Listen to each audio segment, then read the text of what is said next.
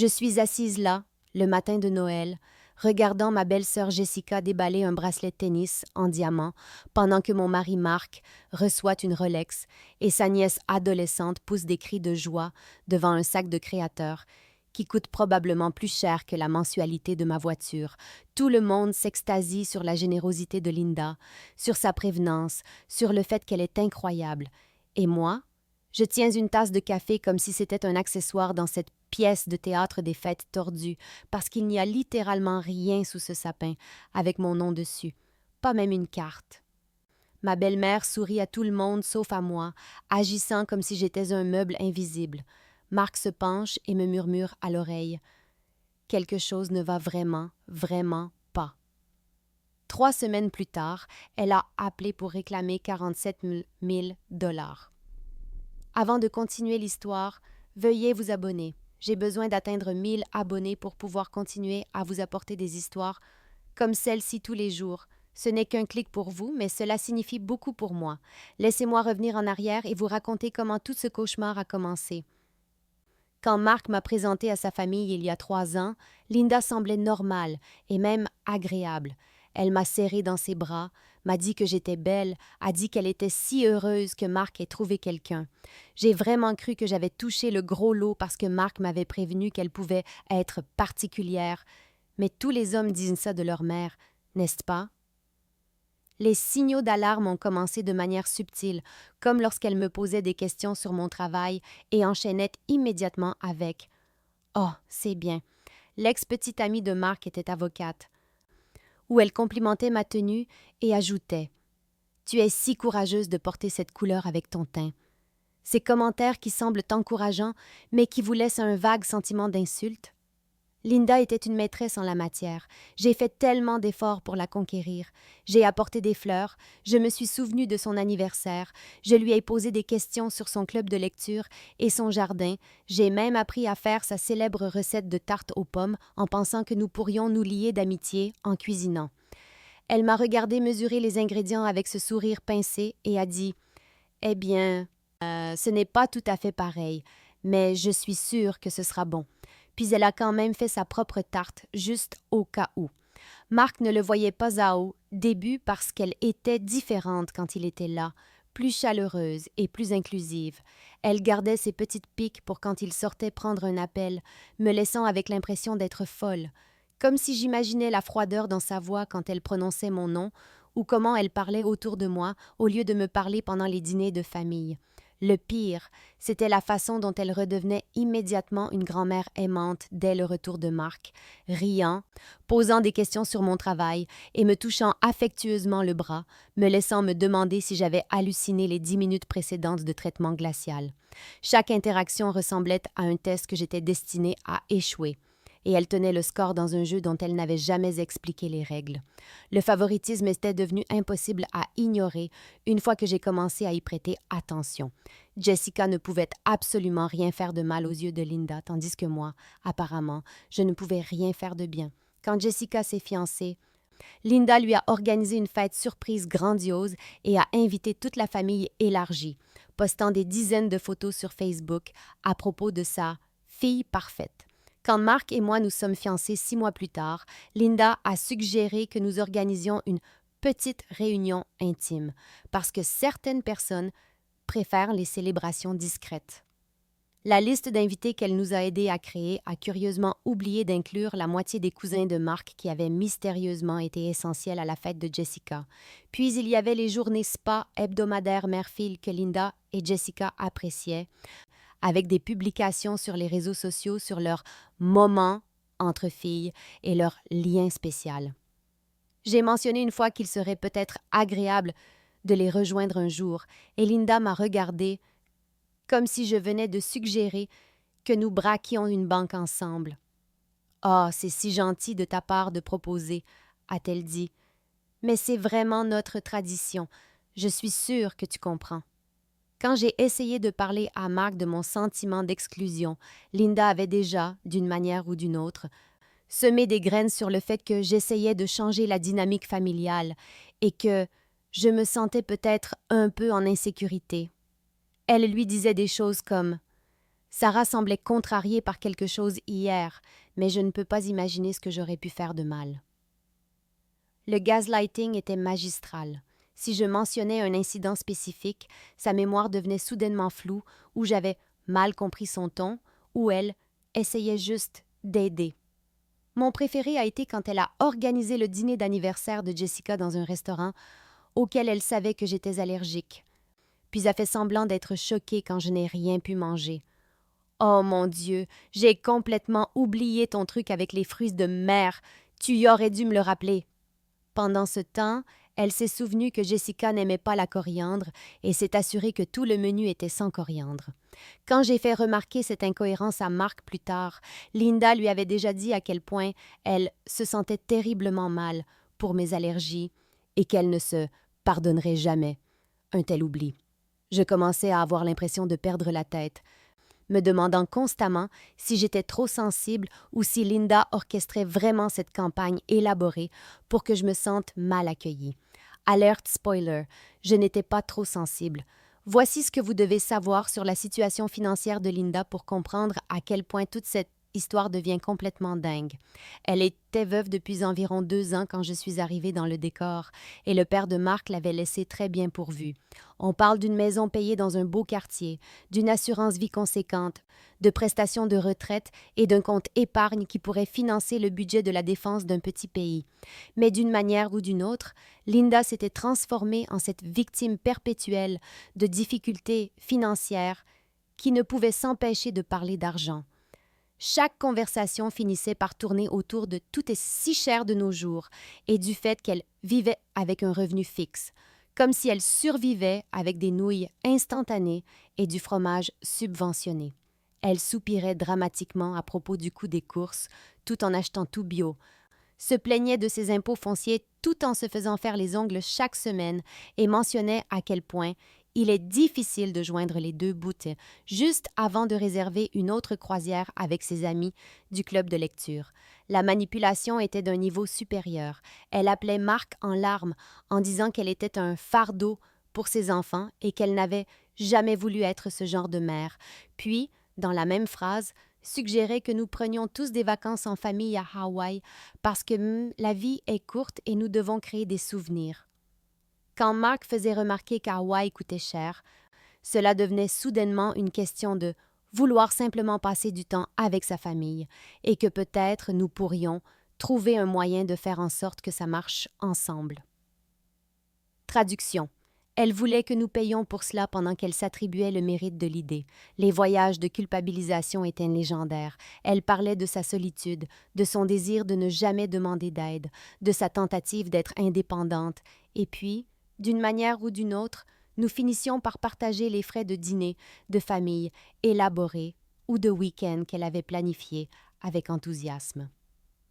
Jessica semblait toujours avoir une excuse pratique pour ne pas pouvoir contribuer à sa juste part, laissant Marc se sentir obligé de couvrir la différence parce que maman ne devrait pas avoir à s'inquiéter de l'argent à son âge. J'ai vu ce schéma se répéter des dizaines de fois, avec Linda jouant expertamment le rôle de la veuve éplorée tout en orchestrant des activités familiales coûteuses qui, d'une manière ou d'une autre, nécessitaient toujours le portefeuille des autres. Elle avait transformé le martyr en une forme d'art, et tout le monde autour d'elle était trop rongé par la culpabilité pour la dénoncer. Cela aurait dû être mon premier indice que quelque chose de beaucoup plus grand se préparait. Alors imaginez ma confusion lorsque 3 semaines avant Noël, Linda s'est soudainement transformée en fantôme de la générosité de Noël. C'est la même femme qui avait passé 2 ans à se plaindre du moindre centime, vous vous souvenez? Elle a commencé à appeler Marc presque tous les jours avec des mises à jour haletantes sur ses surprises de Noël spéciales pour tout le monde. D'abord, c'était le cadeau de Jessica, un bracelet de tennis en diamant, que Linda a décrit avec des détails insoutenables, jusqu'au poids en carats et à la bijouterie de luxe où elle avait conduit 2 heures pour se rendre parce que seul le meilleur conviendrait à sa fille. Puis, est venu le cadeau de Marc, une Rolex vintage pour laquelle elle avait apparemment économisé, parce que tout homme qui réussit a besoin d'une montre de qualité. Elle gloussait pratiquement d'excitation en décrivant comment elle avait recherché différents modèles et consulté des bijoutiers pour trouver le parfait. Ensuite, c'était Emma, la fille de 15 ans de Jessica, qui allait recevoir un sac à main de créateur ridiculement cher, qui coûtait plus que le loyer de la plupart des gens. Linda n'arrêtait pas de raconter comment elle avait vu Emma l'admirer dans un magazine et qu'elle avait simplement dû réaliser ses rêves. La femme agissait comme si elle avait gagné à la loterie, décrivant des virées shopping élaborées et des consultations avec des vendeurs, parlant de gravures personnalisées et d'emballages spéciaux. Elle n'avait jamais été aussi excitée par quoi que ce soit depuis que je la connaissais. Marc attendait qu'elle mentionne mon cadeau, s'attendant à ce qu'elle partage le même enthousiasme pour la surprise attentionnée qu'elle m'avait préparée. Mais semaine après semaine, appel après appel, mon nom n'a jamais été mentionné. Pas une seule fois. Quand Marc a finalement demandé directement « Alors, qu'as-tu pris pour Sarah ?» Le ton de Linda a légèrement changé. « Oh, ne t'inquiète pas pour ça », a-t-elle dit avec un petit rire mystérieux. « J'ai quelque chose de très spécial en tête pour elle. » La façon dont elle a dit « spécial » m'a donné la chair de poule, mais Marc a semblé satisfait de sa réponse. Moi, cependant, je commençais à avoir un très mauvais pressentiment à propos de toute cette situation. En y repensant, je crois que Linda se grisait de l'anticipation. Elle savait exactement ce qu'elle préparait, et une partie de son plaisir malsain venait de nous regarder marcher sans le savoir vers le matin de Noël. Elle savourait chaque instant de sa mise en scène élaborée, comptant probablement les jours jusqu'à ce qu'elle puisse exécuter le plan tordu qu'elle avait mijoté. J'aurais juste aimé faire confiance à mon instinct et me préparer à ce qui allait arriver. La veillotte de Noël chez Linda était tendue d'une manière que je ne pouvais pas tout à fait définir, comme si l'air lui-même retenait son souffle. Nous étions venus pour le dîner de famille traditionnel, et j'ai passé toute la soirée à regarder Linda s'affairer autour des cadeaux parfaitement emballés sous son sapin, chacun étiqueté avec une belle calligraphie et noué avec un ruban coûteux. Il devait y avoir 15 ou 20 boîtes là-dessous, et je me suis surprise à scanner les étiquettes de manière obsessionnelle, cherchant mon nom. Rien. Au moment où nous débarrassions après le dîner, mon anxiété avait atteint un point de rupture, et j'ai pris Marc à part dans la cuisine pendant que Linda était dans le salon à arranger et réarranger son étalage de cadeaux comme une artiste de vitrine démente. « Marc » ai-je chuchoté, en essayant de garder une voix décontractée, « je ne vois rien sous le sapin pour moi. Es-tu sûr que ta mère m'a pris quelque chose? » Il avait l'air vraiment confus et un peu inquiet. Bien sûr qu'elle l'a fait. Elle a dit qu'elle avait prévu quelque chose de spécial. Tu te souviens? Mais même en le disant, je pouvais voir le doute s'insinuer dans son expression. C'est à ce moment-là que Linda est apparue dans l'embrasure de la porte, comme si elle avait écouté tout le temps, ce qui, la connaissant, était probablement le cas. « Est-ce que tout va bien ici? » a-t-elle demandé, avec ce sourire mielleux qui n'atteignait jamais ses yeux. Marc, béni soit son cœur confiant, a décidé d'aborder la question directement. « Maman, Sarah est un peu inquiète parce qu'elle ne voit pas son cadeau sous le sapin. » L'expression de Linda a changé si subtilement que si vous ne regardiez pas attentivement, vous auriez pu le manquer. Le sourire est devenu plus vif, plus calculé. « Oh, ma chérie, » a-t-elle dit, en me regardant directement avec cette expression apitoyée. Certaines personnes apprécient la famille plus que d'autres. Je l'ai appris au fil des ans. Les mots flottaient dans l'air comme un nuage de poison. Marc regardait entre nous deux, sentant clairement la tension, mais ne comprenant pas sa source. « Qu'est-ce que ça veut dire, maman? » a-t-il demandé, mais Linda s'était déjà détournée, s'occupant d'essuyer des comptoirs qui étaient déjà impeccables. « Vous comprendrez demain, » a-t-elle dit joyeusement. « Le matin de Noël a une façon de révéler les vraies priorités des gens. » J'ai eu l'impression d'avoir été giflée. Mais quand j'ai regardé Marc, il semblait plus confus qu'alarmé. Linda venait de me dire essentiellement que je n'appréciais pas assez la famille pour mériter un cadeau de Noël, mais elle l'avait fait d'une manière si énigmatique que Marc ne pouvait pas tout à fait saisir ce qui venait de se passer. Cette nuit-là, allongée dans le lit de la chambre d'amis de Linda, je fixai le plafond en sachant que demain serait une sorte de test que j'étais destinée à échouer. Le matin de Noël s'est déroulé comme une séance de torture psychologique parfaitement orchestrée, et Linda était le chef d'orchestre de cette symphonie tordue. Nous nous sommes réunis dans le salon après le petit déjeuner, et elle a insisté sur sa cérémonie. traditionnelle où elle distribuait les cadeaux un par un, s'assurant que tout le monde regardait chaque personne ouvrir son présent avant de passer à l'eau suivant. Jessica a commencé naturellement, haletant et poussant des cris de joie devant ce bracelet tennis en diamant, comme si elle venait de gagner un Oscar. Linda rayonnait de fierté, s'imprégnant de chaque merci et c'est si beau, comme si elle absorbait de l'énergie pure. Puis, ce fut le tour de Marc avec la Rolex, et j'ai regardé le visage de mon mari s'illuminer en ouvrant cette boîte coûteuse, complètement inconscient du fait que sa femme était assise à 1 mètre de là sans rien dans les mains qu'un sentiment de terreur grandissant. Emma a eu son sac à main de créateur ensuite, suivi d'un défilé de plus petits cadeaux pour divers parents, parfums chers, écharpes en cachemire, chocolat de luxe. Linda s'est assurée d'annoncer chaque cadeau avec faste, expliquant pourquoi elle l'avait choisi et à quel point la sélection avait été réfléchie. Tout le monde riait, prenait des photos et exprimait son émerveillement devant la générosité de Linda. Et moi j'étais assise là comme un fantôme à ma propre exécution, alors que le tas sous le sapin diminuait et qu'il devenait de plus en plus évident qu'il n'y avait rien avec mon nom dessus, l'ambiance dans la pièce a commencé à changer. Les conversations sont devenues plus forcées, et je pouvais sentir les gens me jeter des regards furtifs, puis détourner rapidement les yeux. Linda, pendant ce temps, offrait la performance de sa vie. « Oh mon Dieu !» s'est-elle soudainement exclamée, pressant sa main sur sa poitrine comme si elle venait de se souvenir de quelque chose de terrible. J'ai l'impression d'oublier quelque chose d'important. Elle a regardé autour de la pièce avec une inquiétude exagérée, ses yeux balayant l'espace vide sous le sapin. « Est-ce que j'ai... Oh non, je n'ai pas... » Elle s'est interrompue, couvrant sa bouche de sa main dans une horreur feinte. Tout le monde attendait qu'elle se précipite dans sa chambre ou dans le placard pour récupérer mon cadeau oublié, mais elle est restée là, secouant la tête tristement. « Je deviens si oublieuse dans ma vieillesse, » a-t-elle soupiré. « J'aurais juré que j'avais quelque chose, mais je suppose que si je ne m'en souviens pas, ça ne devait pas être si important. » Le silence qui a suivi était assourdissant. Le visage de Marc était devenu complètement pâle, et Jessica regardait sa mère avec ce qui ressemblait à une jubilation à peine contenue. Linda venait de m'humilier publiquement le matin de Noël en faisant passer ça pour une défaillance de mémoire de personne âgée, et nous savions tous que c'était complètement intentionnel. La cruauté était d'une précision à couper le souffle. L'humiliation était suffocante, comme être lentement noyé dans une pièce pleine de gens qui faisaient semblant de ne pas remarquer que vous ne pouviez plus respirer. Je suis restée assise là, figée, essayant de comprendre ce qui venait de se passer pendant que tout le monde semblait paralysé par la pure gêne de la situation.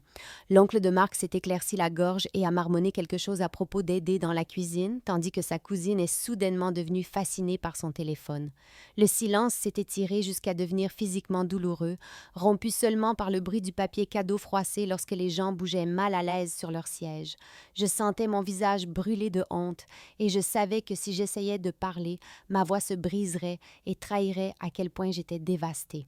Mark, pendant ce temps, fixait sa mère avec une expression que je n'avais jamais vue auparavant, un mélange d'incrédulité, de colère et de quelque chose qui donnait l'impression qu'il la voyait clairement pour la première fois de sa vie. Sa mâchoire était si serrée que j'ai cru qu'il pourrait se casser une dent, et ses mains étaient serrées en poing sur ses genoux. Mais c'est la réaction de Jessica qui a vraiment remué le couteau dans la plaie. Elle n'essayait même plus de cacher sa satisfaction, assise là, avec ce subtil sourire narquois au coin de la bouche alors qu'elle admirait son nouveau bracelet à la lumière. Elle n'arrêtait pas de jeter des regards entre moi et sa mère comme si elle partageait une blague privée, et quand nos yeux se sont croisés, elle m'a fait un petit haussement d'épaule comme pour dire « À quoi t'attendais-tu » Linda était passée à la collecte du papier cadeau avec une efficacité théâtrale, fredonnant des chants de Noël comme si de rien n'était, mais je pouvais la voir me jeter des coups d'œil pour évaluer ma réaction. Elle voulait me voir craquer, voulait me voir m'effondrer, ou pleurer, ou sortir en claquant la porte pour pouvoir dire à tout le monde plus tard à quel point j'étais dramatique et ingrate. La pièce semblait se refermer sur moi, et je luttais contre chaque instinct de courir aux toilettes pour sangloter quand Marc s'est soudainement penché et m'a murmuré à l'oreille, sa voix à peine contrôlée. « Quelque chose ne va vraiment, vraiment pas. » Ces quelques mots m'ont frappé comme une bouée de sauvetage parce qu'ils signifiaient que je n'étais pas folle, que je n'imaginais pas les choses et que je n'étais pas seule.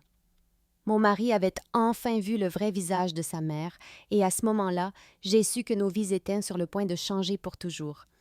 La question était de savoir si Linda réalisait qu'elle venait de commettre la plus grosse erreur de sa vie de manipulatrice en poussant Mark trop loin. Le trajet de retour de chez Linda s'est fait dans un silence de mort, et je pouvais pratiquement sentir la colère irradiée de Mark par vagues. Il n'a pas dit un mot jusqu'à ce que nous soyons de retour à notre appartement, puis il a immédiatement pris son téléphone et a appelé sa mère. Je ne pouvais entendre que sa partie de la conversation, mais il était clair que Linda était en mode gestion de crise. « Maman, c'était quoi ce bordel? » a-t-il commencé, arpentant notre salon comme un animal en cage. Tu as offert des cadeaux chers à tout le monde sauf à ma femme. Non, ce n'est pas une explication. Bien sûr que c'était intentionnel. Arrête, arrête, juste de jouer les innocentes.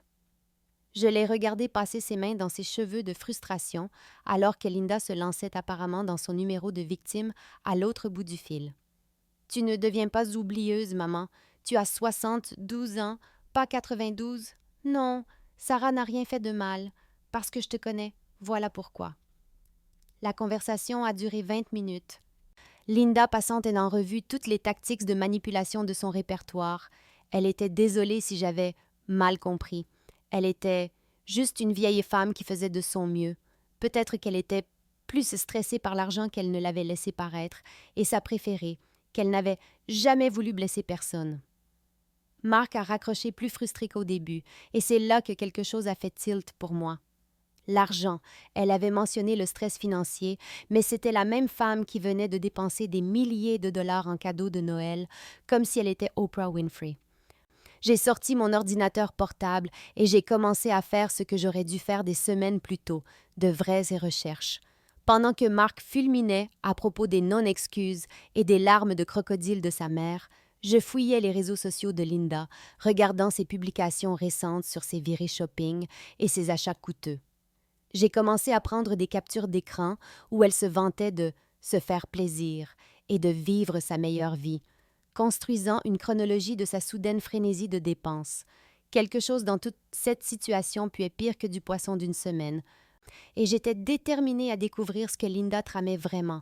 Appelez ça de l'intuition, appelez ça de la paranoïa. Mais j'avais le sentiment que le matin de Noël n'était que le premier acte du jeu malsain qu'elle était en train de jouer. J'étais sur le point de découvrir que la générosité de Linda avait un prix qui vous ferait tourner la tête. Ce que j'ai découvert lors de mon enquête approfondie sur les finances de Linda m'a glacé le sang, mais ça a aussi tout expliqué de la manière la plus tordue possible. Cela a commencé de manière assez innocente. J'essayais juste de comprendre comment quelqu'un qui se plaignait constamment d'argent pouvait soudainement se permettre de dépenser ce qui devait être au moins 10 000 $ en cadeau de Noël. Je me suis souvenu que Linda avait mentionné son conseiller financier en passant quelques mois auparavant, alors j'ai commencé par là, faisant un peu de stalking décontracté sur les réseaux sociaux pour voir si elle avait posté quelque chose sur des investissements ou des rentrées d'argent imprévues. À la place, j'ai trouvé quelque chose de beaucoup plus troublant. Enfouis dans ses publications Facebook des 3 derniers mois se trouvaient des indices subtils sur ses habitudes de dépenses, qui peignaient un tableau très différent du récit de la grand-mère généreuse qu'elle promouvait. Des publications sur le fait de se faire plaisir après des années de sacrifices, des commentaires sur « l'argent est fait pour être dépensé » et le plus révélateur de tous, un check-in dans un casino il y a 2 mois avec la légende « Je me sens chanceuse aujourd'hui ». C'est là que j'ai décidé de prendre cette enquête au sérieux. J'ai convaincu Mark d'appeler la banque de Linda, en prétendant s'inquiéter d'une fraude potentielle sur ses comptes après qu'elle ait mentionné des frais inhabituels pendant le dîner de Noël. Ce que nous avons découvert était un chaos financier qui ferait pleurer un avocat spécialisé en faillite.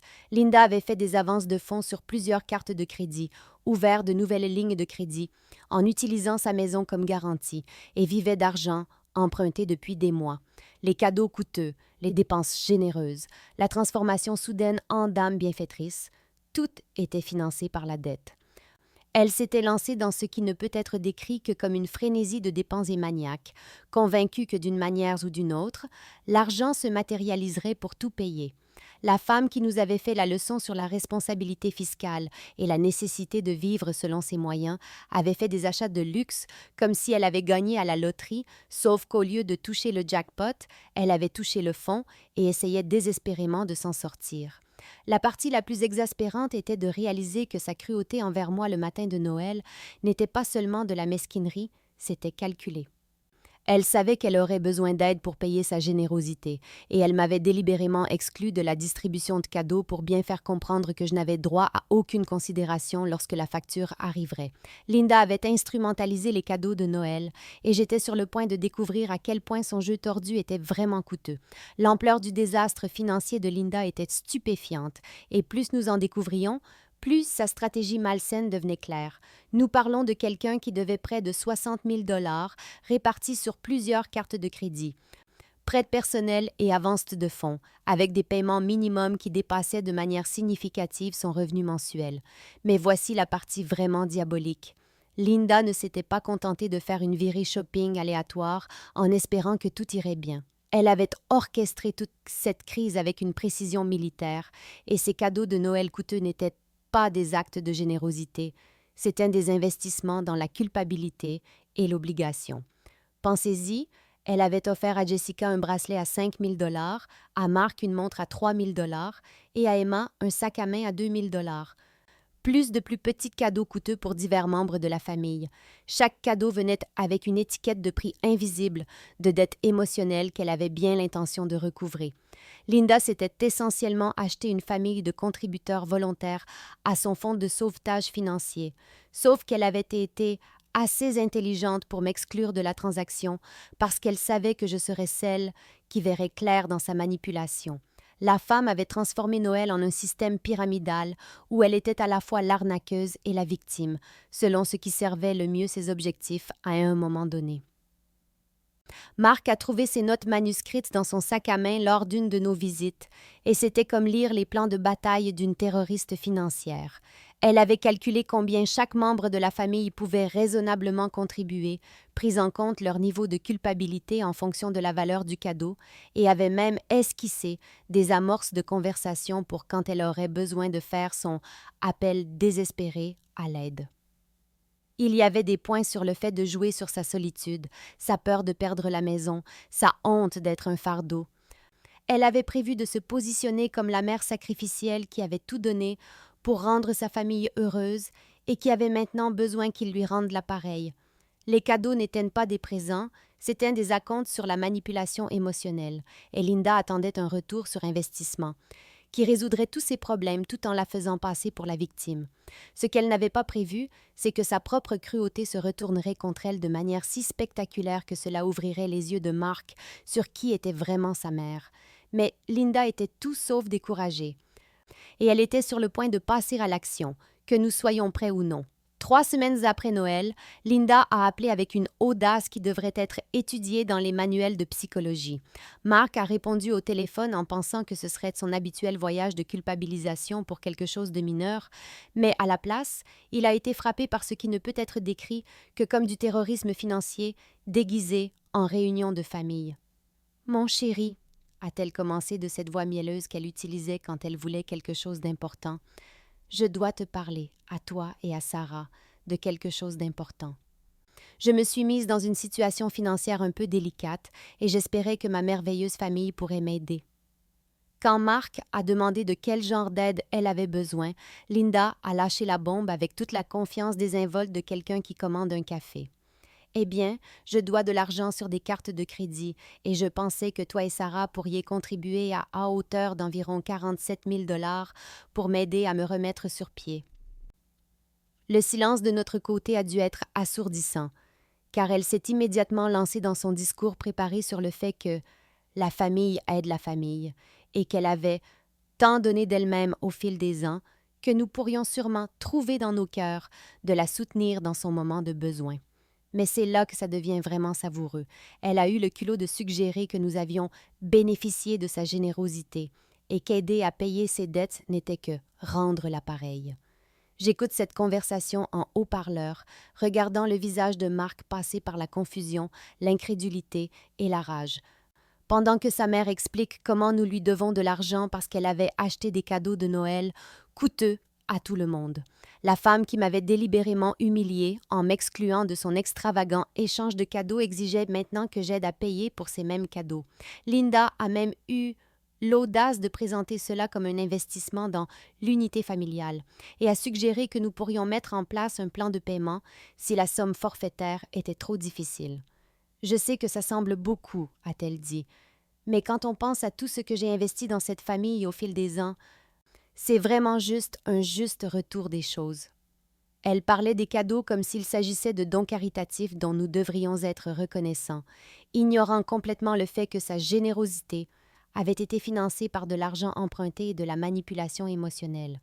L'arrogance était à couper le souffle, mais ce qui m'a vraiment frappée, c'est comment elle n'arrêtait pas de dire « toi et Sarah », comme si j'étais d'une manière ou d'une autre obligée de payer pour des cadeaux que je n'avais jamais reçus. Mark a finalement réussi à bafouiller qu'il avait besoin de temps pour y réfléchir, et Linda a joyeusement accepté, disant qu'elle rappellerait dans quelques jours pour régler les détails. La conversation de suivi 3 jours plus tard fut le moment où Linda a vraiment montré son vrai visage, parce que Mark a eu l'audace de poser la question évidente « Pourquoi Sarah devrait-elle payer pour des cadeaux qu'elle n'a jamais reçus ?» La réponse de Linda fut une masterclass de gaslighting qui aurait impressionné un chef de secte. « Oh, mon chéri », soupira-t-elle dramatiquement. « Sarah fait partie de cette famille maintenant, qu'elle ait reçu un cadeau physique ou non. La famille signifie partager à la fois les joies et les fardeaux, et en ce moment, nous avons un fardeau qui a besoin d'être partagé. » Elle a vraiment dit ça sans sourciller, comme si m'exclure le matin de Noël était une sorte de leçon spirituelle sur la vraie signification de la famille. Quand Mark a souligné l'hypocrisie évidente, Linda a changé de tactique plus vite qu'un politicien en période électorale. Soudain, mon absence de cadeau est devenue la preuve de mes défauts de caractère plutôt que de sa cruauté délibérée. « J'observe Sarah depuis 3 ans, a-t-elle dit, et j'ai remarqué qu'elle n'est pas vraiment du genre à aimer les cadeaux. Elle semble plus pratique, plus axée sur les questions financières que sur les gestes sentimentaux. Je pensais qu'elle préférerait, en fait, contribuer à quelque chose de significatif, plutôt que de recevoir une babiole dont elle n'avait pas besoin. » La femme venait de réécrire l'histoire pour faire de mon humiliation un accommodement réfléchi à mes préférences. Mais elle n'avait pas fini. Linda s'est alors lancée dans une leçon sur la façon dont certaines personnes montrent leur amour en donnant, tandis que d'autres le montrent en soutenant, et comment elle avait toujours su que Sarah était plus une personne qui soutient qu'une personne qui reçoit. Elle a fait en sorte que mon exclusion de Noël ressemble à un compliment, comme si elle avait reconnu en moi une qualité noble qui me rendait trop évoluée pour les cadeaux matériels. Quand Mark a commencé à la contredire plus fermement, Linda a joué sa dernière carte, l'accusation d'égoïsme. « Je suis honnêtement surprise par cette réaction, » a-t-elle dit, sa voix suintant la déception. « Je t'ai élevée en pensant d'abord à la famille, pas à t'inquiéter de qui a reçu quel cadeau. » Le fait que Sarah fasse de cela une question de cadeau au lieu d'aider la famille en crise me fait m'interroger sur ses priorités. Elle avait d'une manière ou d'une autre transformé mon exclusion de ces cadeaux en preuve que j'étais avide et égocentrique, tout en se positionnant comme la victime de notre matérialisme. Le gaslighting était si complet et si audacieux que pendant un instant, je me suis demandé si je n'étais pas déraisonnable, ce qui est exactement ce sur quoi elle comptait. Linda avait instrumentalisé le concept même de famille, lui faisant signifier tout ce qui était pratique pour elle à un moment donné. L'enquête de Mark sur les finances de sa mère a commencé comme une mesure de limitation des dégâts, mais s'est rapidement transformée en quelque chose qui ressemblait à une enquête sur une scène de crime, et ce qu'il a trouvé a fait paraître notre humiliation du matin de Noël comme un inconvénient mineur, comparé à la véritable violation que Linda avait commise. Il avait demandé son rapport de crédit dans le cadre de notre processus de refinancement hypothécaire. Et c'est là que nous avons découvert que quelqu'un avait utilisé son numéro de sécurité sociale pour ouvrir des comptes de crédit qu'il n'avait jamais autorisés. 3 cartes de crédit différentes, un prêt personnel et une ligne de crédit totalisant près de 25 000 $. Tous ouverts au cours des 6 derniers mois, tous liés à des adresses où Linda avait vécu ou séjourné. Quand Mark l'a confrontée à ce sujet, elle a d'abord essayé la carte de la confusion, affirmant qu'elle avait peut-être accidentellement mélangé leurs numéros parce qu'ils étaient si similaires, ce qui est un non-sens complet puisque les numéros de sécurité sociale ne sont pas attribués aux membres de la famille de manière séquentielle. Mais lorsqu'il a insisté, Linda s'est effondrée et a admis qu'elle avait utilisé ces informations, juste temporairement, pour aider avec sa situation de trésorerie et qu'elle avait toujours prévu de tout transférer à son nom une fois que les choses se seraient calmées. Elle a en fait essayé de présenter l'usurpation d'identité comme une faveur qu'elle lui faisait, expliquant qu'elle construisait son historique de crédit et qu'il devrait être reconnaissant pour les opportunités qu'elle créait. Plus Mark creusait, plus son réseau de mensonges financiers devenait étendu. Elle jonglait avec les dettes entre plusieurs comptes depuis plus d'un an, prenant des avances de fonds et d'une carte pour effectuer des paiements minimums sur une autre, demandant de nouveaux crédits en utilisant à la fois ses informations et celles de Mark chaque fois qu'elle atteignait ses limites d'emprunt. Linda avait essentiellement géré un système de Ponzi à elle seule avec sa propre famille, comme investisseur involontaire, et les cadeaux de Noël coûteux n'étaient que le dernier chapitre de sa fraude financière élaborée. Elle avait calculé que la manipulation émotionnelle des cadeaux généreux faciliterait la demande d'argent plus tard. Mais elle avait également couvert ses arrières en volant l'identité de Mark pour créer des sources de financement de secours. La femme n'était pas seulement manipulatrice et cruelle, c'était une criminelle pure et simple qui avait systématiquement détruit l'avenir financier de son fils tout en se positionnant comme la victime ayant besoin de secours. Mark regardait des rapports de crédit qui pourraient prendre des années à nettoyer, réalisant que sa mère n'avait pas seulement humilié sa femme, elle avait potentiellement ruiné sa vie financière, et tout cela avait été prémédité et délibéré. Lorsque Mark a présenté à Linda les preuves de l'usurpation d'identité et a exigé qu'elle assume la responsabilité des comptes frauduleux, elle a laissé tomber le masque de la veuve éplorée et a révélé la manipulatrice vengeresse qu'elle avait toujours été. « Très bien, a-t-elle dit, sa voix devenant glaciale. Si c'est comme ça que tu veux traiter ta mère après tout ce que j'ai fait pour toi, alors peut-être que tu n'es pas le fils que j'ai élevé. Peut-être que Sarah t'a empoisonné contre ta propre famille. Elle a en fait menacé de le déshériter. Comme si perdre une relation avec quelqu'un qui avait volé son identité et humilié sa femme était censé être dévastateur plutôt que libérateur. Mais Linda n'allait pas se laisser faire sans se battre, et quelques heures après leur confrontation, elle était au téléphone comme une directrice de campagne politique, racontant sa version des faits à quiconque voulait bien l'écouter. Elle a d'abord appelé Jessica, naturellement, sanglotant sur le fait que Mark l'a abandonnée dans son moment de besoin et que je l'avais retournée contre sa propre mère. Selon l'histoire révisée de Linda, elle était une veuve désespérée qui avait pris des décisions financières malheureuses pendant son deuil, et maintenant son fils ingrat menaçait de détruire la famille pour de l'argent. Elle a commodément omis l'usurpation d'identité, l'humiliation délibérée de Noël et la manipulation calculée, se peignant plutôt comme une femme âgée confuse qui avait juste besoin de soutien et de compréhension. Jessica, étant l'enfant en or qui n'avait jamais vu le côté sombre de Linda, a complètement cru à l'histoire et a commencé à appeler Mark pour le réprimander sur le fait de traiter maman si cruellement. Linda l'avait convaincue d'une manière ou d'une autre que Mark était financièrement abusif en refusant de payer ses dettes et que j'étais le cerveau derrière cette cruauté parce que j'étais jalouse de leur lien familial. La femme avait transformé le jeu de la victime en un sport olympique, avec des larmes stratégiques et des crises émotionnelles soigneusement synchronisées pour maximiser la sympathie. Elle a même commencé à publier des messages énigmatiques sur les réseaux sociaux sur « apprendre qui est votre vraie famille » et « les enfants qui oublient d'où ils viennent », espérant clairement générer plus de soutien de la part de la famille élargie qui ne connaissait pas toute l'histoire. Linda essayait systématiquement d'isoler Mark de toute sa famille, utilisant sa sœur comme arme principale et nous peignant, comme les méchants, de son récit tragique d'abandon. Ce qu'elle ne réalisait pas, c'est que son désespoir la rendait négligente et certains membres de la famille commençait à poser des questions inconfortables sur la raison pour laquelle quelqu'un qui était censé être fauché venait d'offrir à tout le monde des cadeaux de Noël coûteux. Son château de cartes commençait à vaciller. Mais Linda était déterminée à entraîner tout le monde dans sa chute plutôt que d'affronter seule les conséquences de ses actes.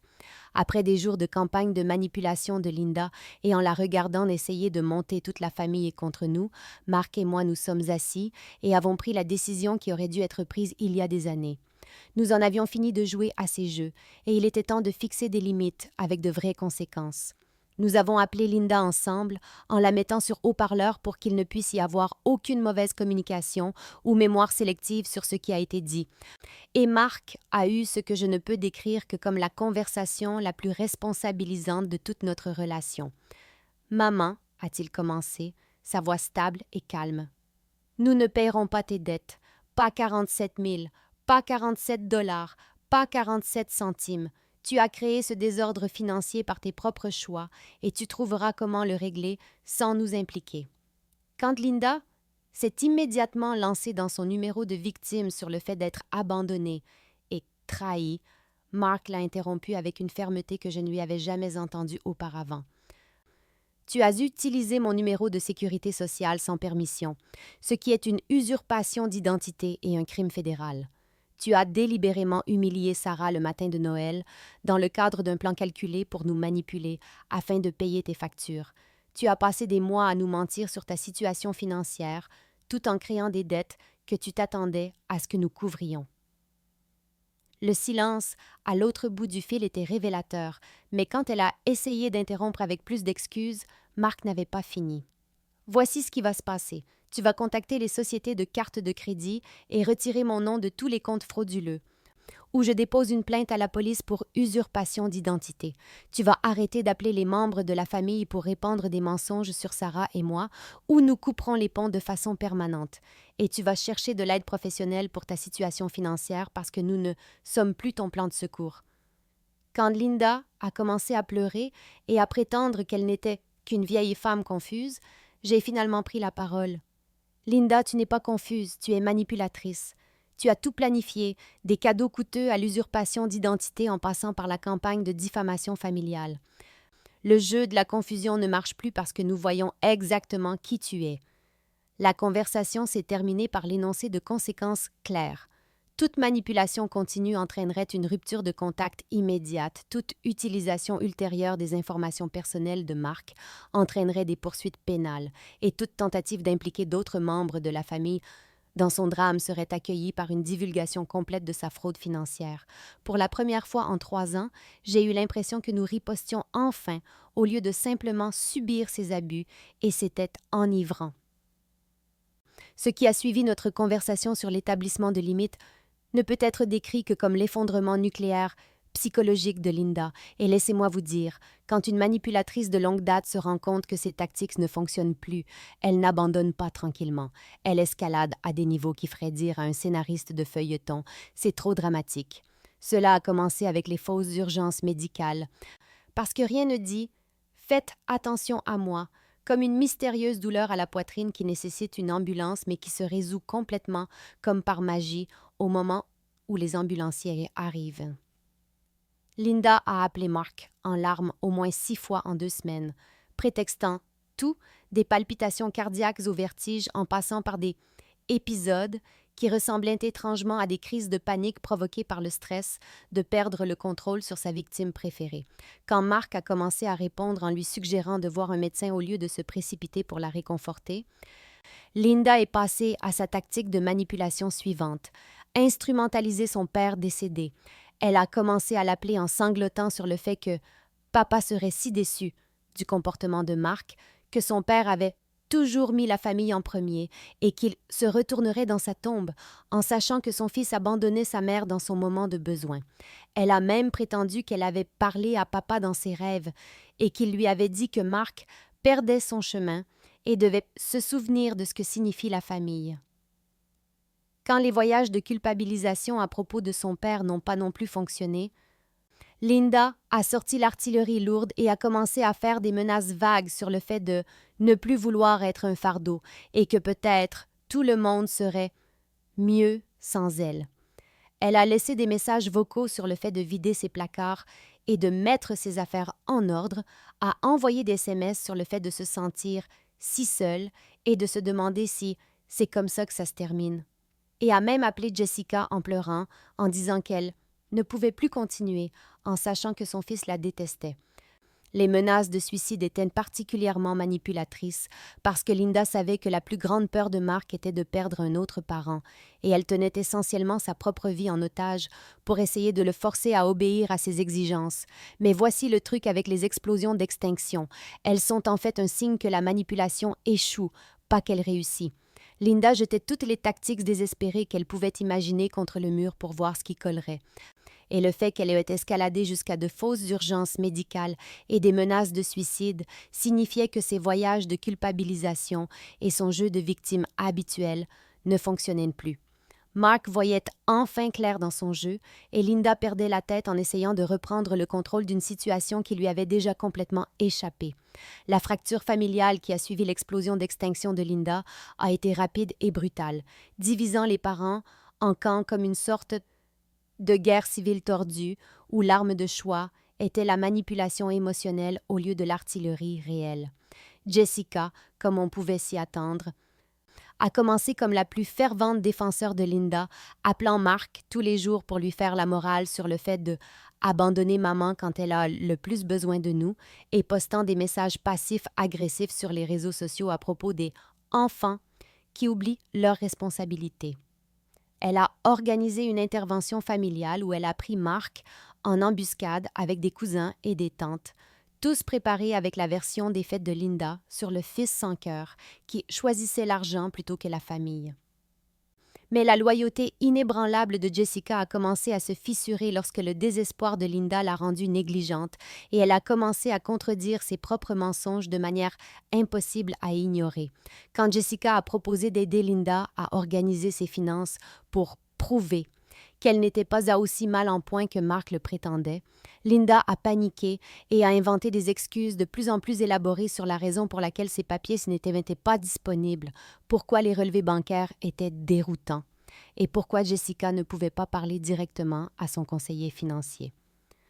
Le tournant qui est arrivé lorsque Jessica a découvert que Linda avait menti sur la chronologie de sa dette, affirmant que les problèmes financiers avaient commencé après Noël, alors que Jessica avait personnellement été témoin des virées shopping de Linda tout au long de l'automne.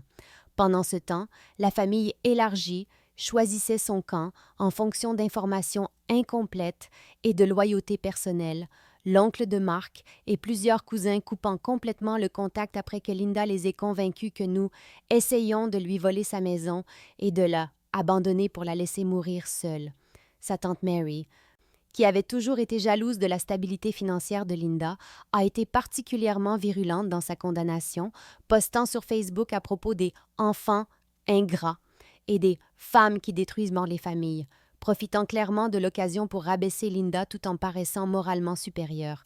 Mais la campagne de manipulation de Linda a également eu des effets inattendus, car certains membres de la famille ont commencé à poser des questions embarrassantes sur la façon dont quelqu'un qui était censé être fauché pouvait se permettre des cadeaux de Noël aussi chers, et pourquoi une femme âgée confuse semblait si stratégiquement concentrée sur la destruction de la réputation de son fils. Le mari de Jessica a été le premier à souligner que l'histoire de Linda ne tenait pas debout, et progressivement Jessica a commencé à voir les schémas de manipulation auxquels Mark avait été confronté pendant des années. La famille était peut-être divisée, mais le réseau de mensonges de Linda commençait enfin à s'effilocher à mesure que les gens réalisaient que la victime n'était peut-être pas celle qu'ils pensaient. La réalité a une drôle de façon de rattraper les gens comme Linda. Et il s'avère que lorsque vous avez brûlé tous vos ponts en vous tenant sur une fondation de dettes de cartes de crédit, l'effondrement est à la fois inévitable et spectaculaire. Dans les 2 mois suivant notre confrontation, Linda a été contrainte de déposer le bilan après que les sociétés de cartes de crédit ont commencé à exiger des paiements et qu'il ne lui restait plus aucun membre de sa famille disposé à financer son style de vie. La maison qu'elle avait utilisée comme garantie pour sa frénésie de dépenses a été saisie. Et soudainement, la femme qui avait joué les bienfaitrices généreuses vivait dans un minuscule studio et travaillait à temps partiel dans un grand magasin pour joindre les 2 bouts. Jessica a finalement vu toute l'étendue de la manipulation de sa mère lorsqu'elle a dû aider Linda à déménager et a découvert des boîtes de reçus, de demandes de crédit et de notes manuscrites décrivant sa stratégie pour culpabiliser les membres de sa famille afin qu'ils paient ses dettes.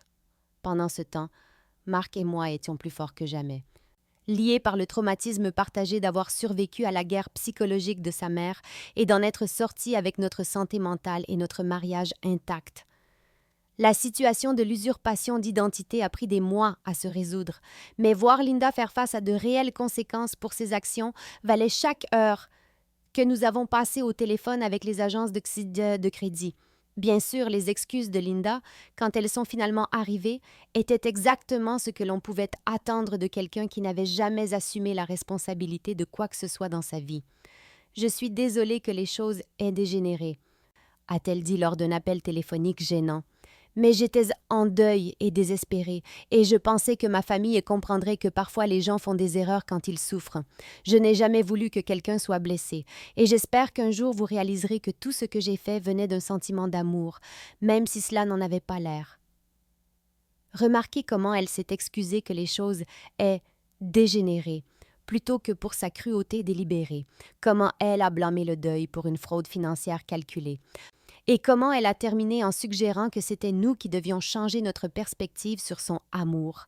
Même dans la défaite, Linda n'a pas pu résister à une dernière tentative de manipulation, se positionnant comme la victime incomprise dont les intentions étaient pures, même si ses méthodes étaient discutables.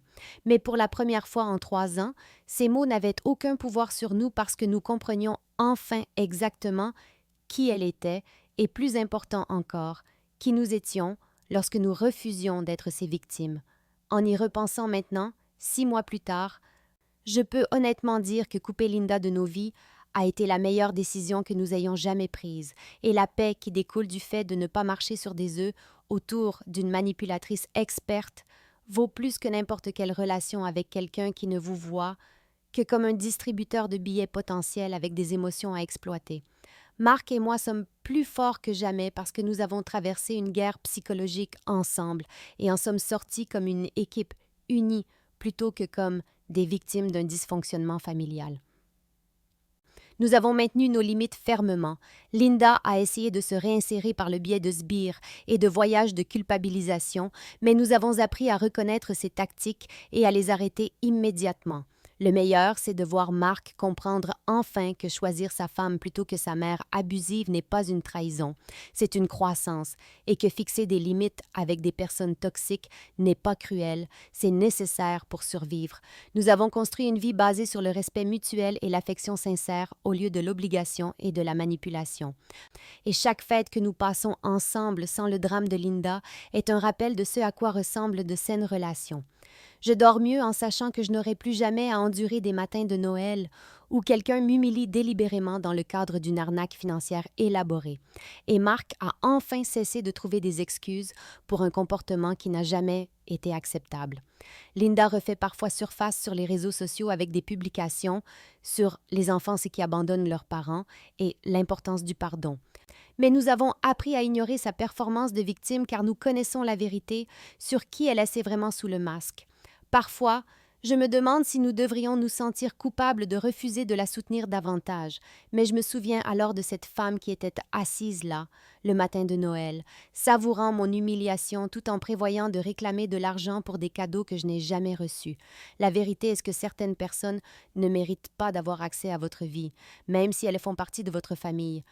Et protéger votre paix est plus important que de maintenir des relations avec des personnes qui voient votre gentillesse comme une faiblesse à exploiter. Alors voici ma question pour vous. Pensez-vous que nous sommes allés trop loin en coupant complètement les ponts ou aurions-nous dû aller encore plus loin et porter plainte pour usurpation d'identité? Dites-le moi dans les commentaires, car je suis vraiment curieuse de savoir si les gens pensent que nous avons été trop durs ou pas assez avec quelqu'un qui a passé des années à abuser systématiquement de notre confiance et de notre amour.